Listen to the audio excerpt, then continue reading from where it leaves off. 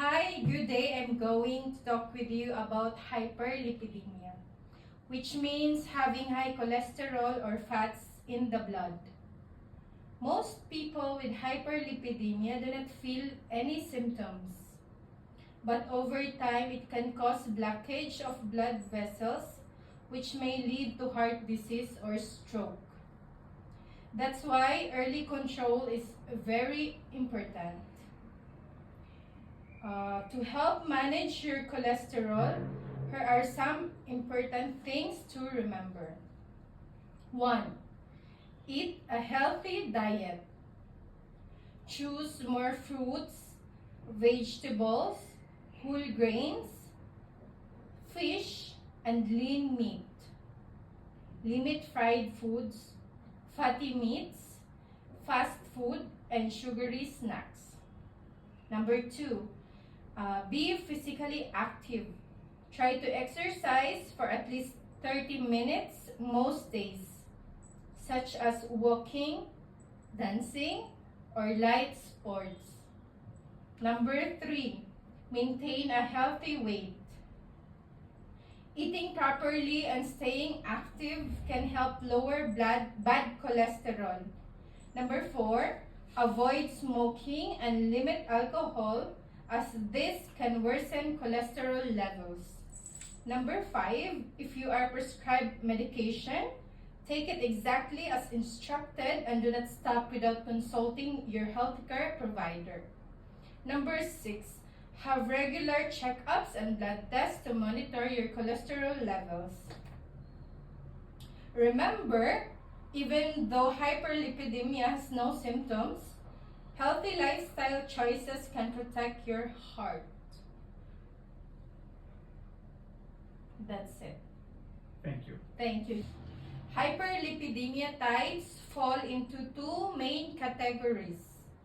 One is primary genetic, like familial hypocholesterolemia, high LDL or hypertriglyceridemia, or high triglycerides, and the secondary acquired, caused by other health issues like diabetes, hypothyroidism, poor diet, or certain medications.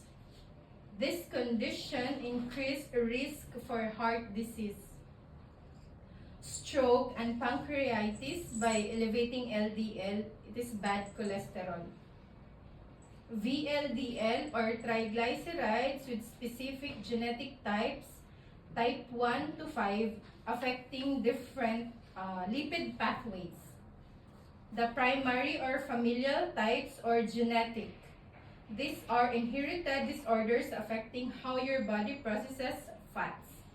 Type 1, defective enzyme leads to huge buildup of chylomicrons or triglyceride rich, causing very high triglycerides. Type 2, faulty LDL receptors cause massive LDL buildup, meaning very high cholesterol.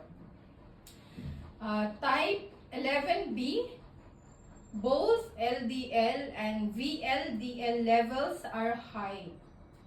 Type 3, problem with ApoE protein prevents clearing of remnant particles, raising both cholesterol and triglycerides. Type 4, increased VLDL production leads to high triglycerides, often linked to insulin resistance.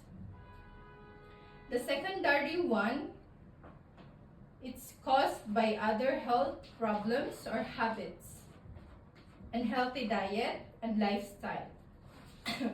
High intake of saturated fats, sugar, lack of exercise, diabetes, poorly controlled blood sugar, hypothyroidism, underactive thyroid, kidney disease, nephrotic syndrome or chronic kidney failure, liver disease, obstructive liver disease, medications, steroids, some contraceptives, and diuretics.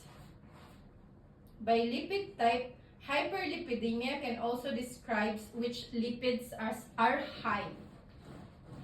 High LDL cholesterol or bad cholesterol that clogs arteries. High triglycerides, another type of fat that increase risk. High total cholesterol, a combination of LDL and HDL and triglycerides. Mixed hyperlipidemia, high levels of both cholesterol and triglycerides. And that's it for today. For the regarding about the hyperlipidemia, I hope you gain knowledge for my teaching. Thank you and have a nice day.